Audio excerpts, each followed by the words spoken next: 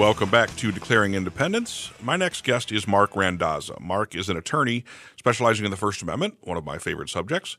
He is currently representing a man named Isaac Eland Hall, who is being sued, in a manner of speaking, by Glenn Beck for putting up a satirical website making fun of him. Marc, welcome to the show. Hey, thanks a lot, Ed. Now, Isaac Eland Hall started this website. The domain is, I can't even say this without laughing, Glenn Beck raped and murdered a young girl in 1990.com.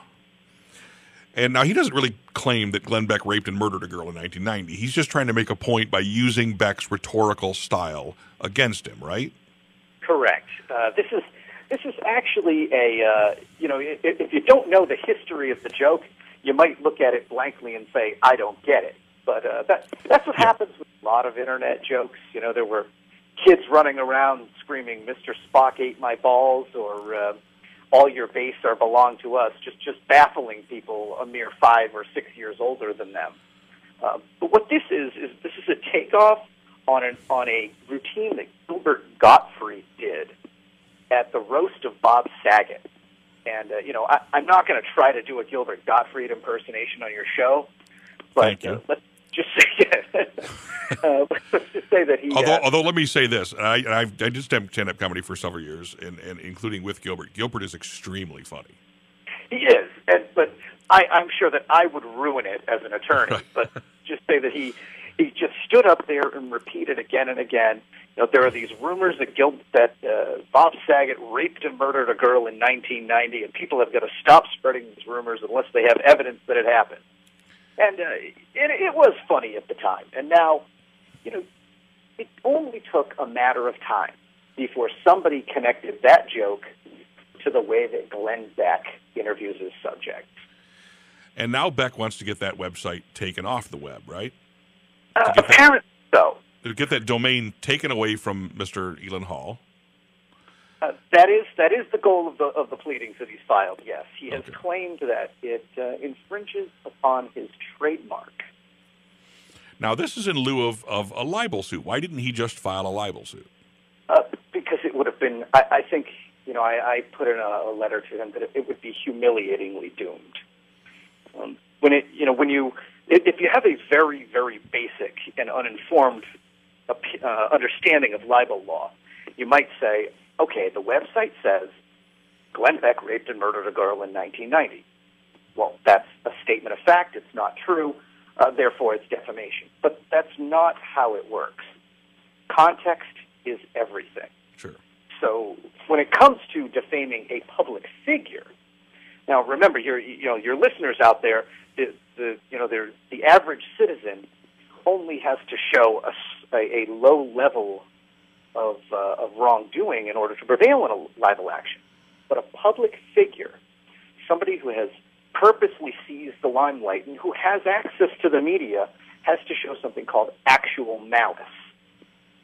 And that means you have to show that it was knowingly false or there was a reckless disregard for the truth.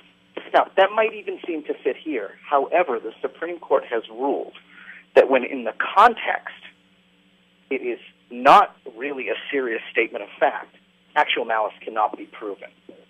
In other words, if you could look at it in context and say, listen, nobody's going to really believe that's what they're doing. And in fact, in this case, there's a pretty bold disclaimer right in the site saying, right? I mean, Right. Yeah, the context of the disclaimer is one thing, but, even the claim itself, even absent the disclaimer, I don't think the legal position would be any different.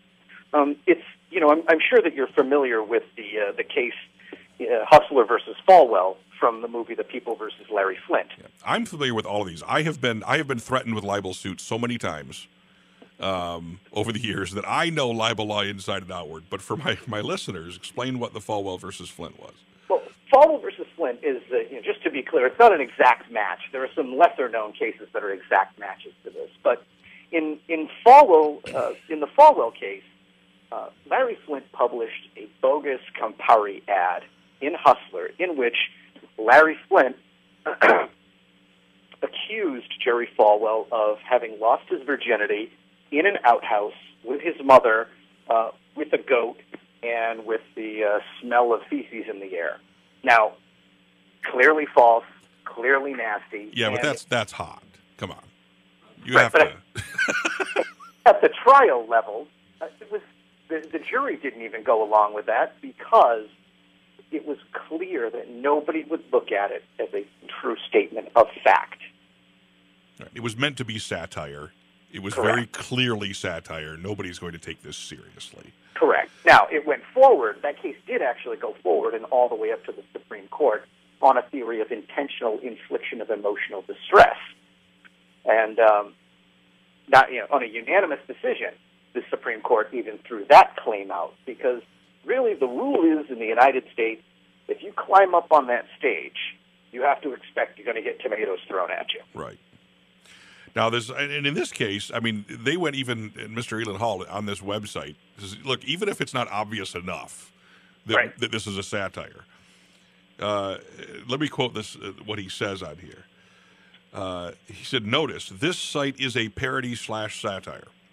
We assume Glenn Beck did not rape and murder a young girl in 1990, although we haven't yet seen proof that he didn't. But we think Glenn Beck definitely uses tactics like this to spread lies and misinformation. Read the last sentence again. That's the point. Read it a third time and ignore the name of the site itself, because anyone who believes that we are trying to actually get people to believe that Glenn Beck raped and or murdered is, whoosh, missing the entire point. So don't be dumb like a lot of people are. Which I think is a very funny way to put the disclaimer. But, I mean, you can't, you've basically stamped satire across this whole thing. Nobody's going to really believe that Glenn Beck raped and murdered somebody. No, they're not. So now he's taken this case. This is not a lawsuit in the United States. This is before an international internet governing body that handles disputes over domain names, the UDRP, right? Yes, doesn't that just make the whole thing more delicious? It does, and I want to get to that in just a second. But this is a legitimate group. They really do handle these domain name disputes, and there are circumstances in which you could get a domain name taken away from somebody. Give us, what would be legitimate grounds for a dispute over a domain name? Oh, yeah. I mean, the UDRP, I think, is it's a process with a few little flaws in it, but generally speaking, it's a great procedure. If somebody is using a domain name that is confusingly similar to your trademark and trying to steal traffic from you, you can get the domain name taken from them. Your listeners are probably familiar with these cyber squatting sites where if you pick any website that you really want to go to and forget to put the dot between the www and the domain, chances are you're going to find yourself at a website that's going to be not even close to what you were looking for. There's other ways that this is done as well. People will run out, grab domain names that they think will garner more traffic, put up websites where all it is a farm of links that anytime somebody hits one of them, they get a nickel. But in the aggregate, you can actually make some good money doing this. The problem is it's illegal, and you can get sued for it in the United States under the Anti-Cyber Squatting Consumer Protection Act. But lawsuits take a long time. They're expensive. They're nasty. UDRP complaints are relatively easy and quick. They take about 60 days, and all you have to do is show that the other party registered and used the domain name in a bad faith attempt to, in some way, profit from your trademark. And to confuse people into thinking this was really your website. Right? At least in some manner, right. Yes. So this led to your first response, which I wrote about on my blog the other day, and I want to quote this because I just think this is brilliant. You wrote in this response, quote, "There is no indication that the respondent," and that would be Mr. Elon Hall, "has intentionally attempted to confuse anyone searching for Mr. Beck's own website, nor that anyone was unintentionally confused, even initially. Only an abject imbecile could believe that the domain name would have any connection to Mr. Beck.